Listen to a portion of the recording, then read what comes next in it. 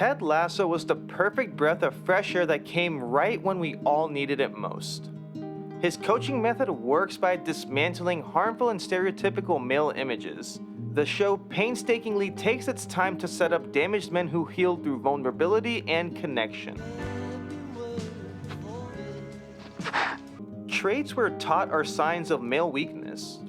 Because as we all know from popular media, these are things that masculine manly men don't do. Yeah. But life doesn't work that way, and Higgins says it best. Human beings are never going to be perfect, Roy. The best we can do is to keep asking for help and accepting it when you can. And if you keep on doing that, you'll always be moving towards better. I want to focus on 3 characters who make that clear.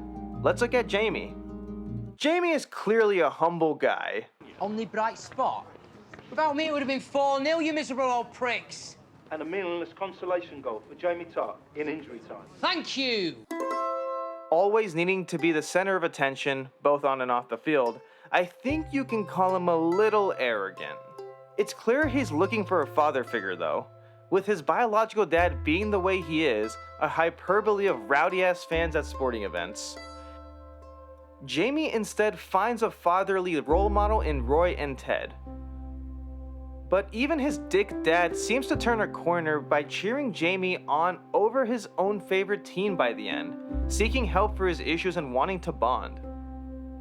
The team shoebox is Jamie's arc.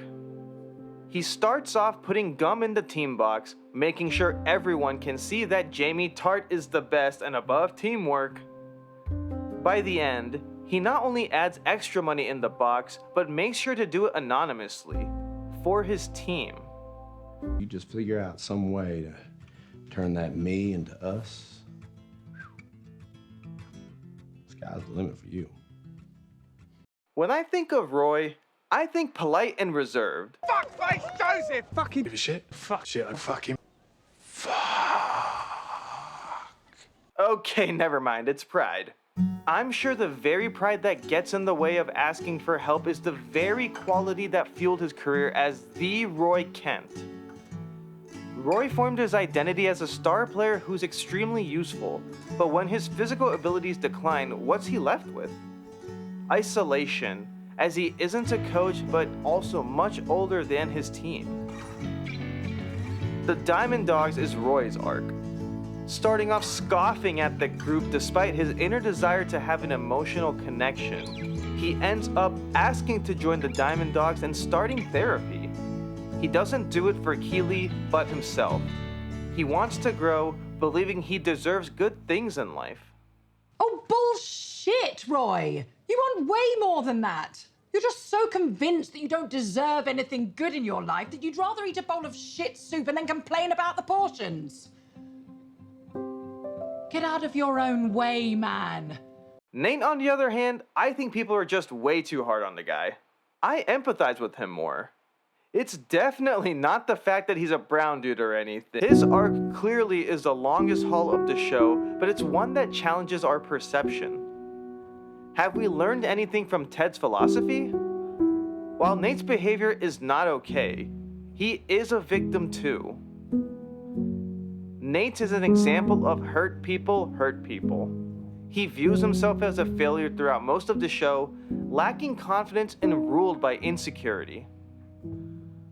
Ultimately, he lashes out because of that insecurity, but when he confronts it, amazing things happen.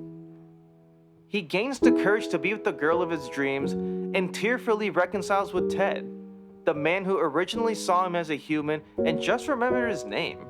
The Believe poster is Nate's arc. Starting off, Nate's insecurities get the best of him and he tears down the Believe sign in frustration. In his final scene, Nate repairs the sign with gold paint like the art of kintsugi. He embraces himself fully, with flaws and all. Also on a side note, I'm sure many people will relate to this specific scene with his parents. Thought you hated it when I played. Why on earth would you think that? Because you literally said that to me once, Dad. You said I wouldn't practice enough. I was squandering my potential and wasting my privilege. Well, I expected a lot from you. Well, it scared the shit out of me. I know that now. And I'm sorry. I didn't know how to parent a genius. What? I pushed you to be the best at everything, even the violin. I thought that's what you wanted. I just like playing.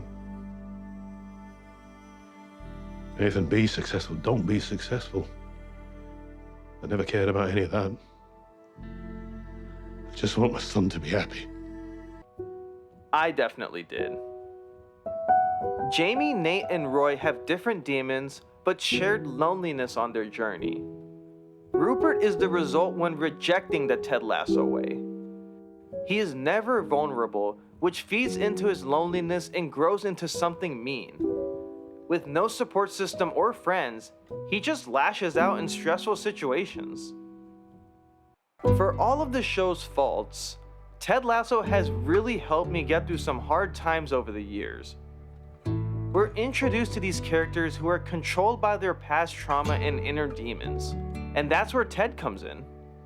With a lot of stupid team bonding anti-masculine activities, walls break down to foster vulnerability and connection. Going back to Higgins, Human beings are never going to be perfect, Roy. The best we can do is to keep asking for help and accepting it when you can. And if you keep on doing that, you'll always be moving towards better. what he said is pretty much the message of the show. The quote-unquote Ted Lasso way works because it was never about him. It's about the people he encounters.